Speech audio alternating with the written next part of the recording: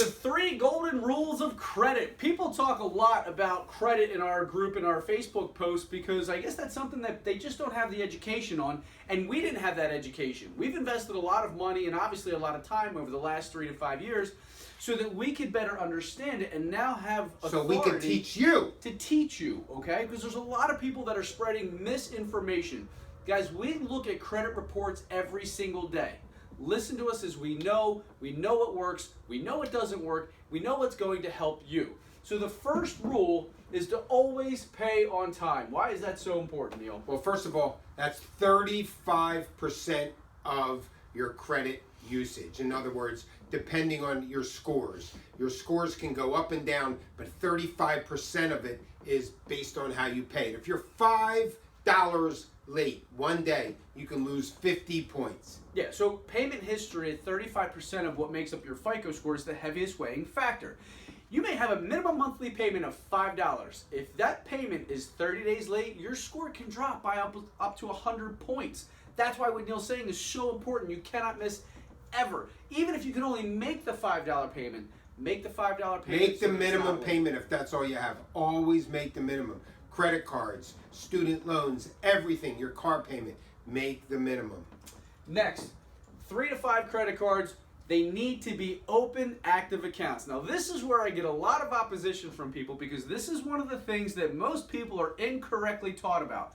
Number one, credit cards are not bad. They are bad in the hands of undisciplined people. Like a gun. Yeah. Guns aren't bad. It's the people that use them. I prefer to talk about a knife. Right. A knife can kill somebody, but it can also make a great meal for a culinary chef who can whip something up that's amazing because of what he does with the knife.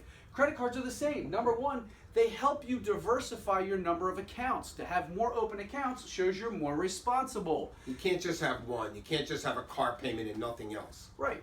Second, utilization. Utilization accounts for 30% of your credit score. If you don't have credit cards, you don't have utilization. If you don't have utilization, you're missing 30% of what your credit score is comprised of. So make sure you have a couple credit cards that are open. Speaking of that, Discover raised my utilization $2,000 last night. I didn't even ask for it. Oh, the limit? Yeah, the limit. That's awesome. That means he's spending wisely.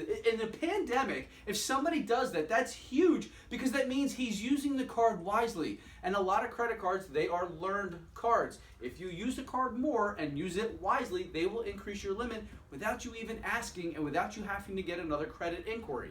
So that's another reason why having 3 to 5 open, active credit card accounts is so important for your score. The last thing is never close credit accounts. Why?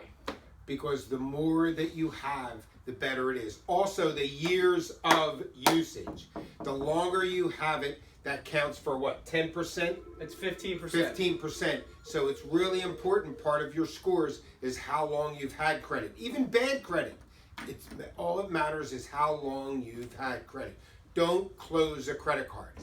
Guys, if you look at this and do the simple math, 15%, 30%, and 35%. These 3 simple things right here equals 80% of what makes up your FICO score. These 3 simple golden rules: pay on time, have multiple credit card accounts, and keep your balances below 10%. I put that on here. And make sure you have credit cards. And Neil brought up a good point before the camera started rolling.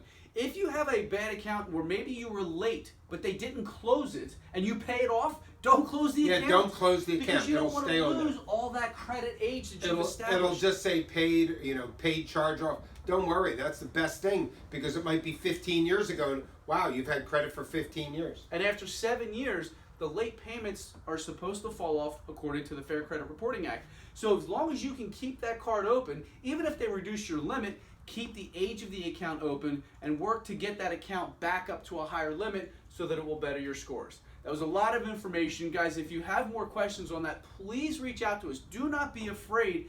The people that call us, just like our settlement yesterday, they call us. Erica called us all the time with questions and she needed to have answers and she would say, hey, am I doing this right?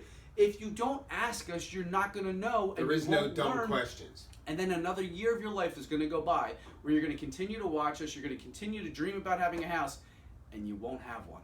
So give us a call, send us a message, let us help you. Have an awesome day. We love you. Thanks for the support, and be safe.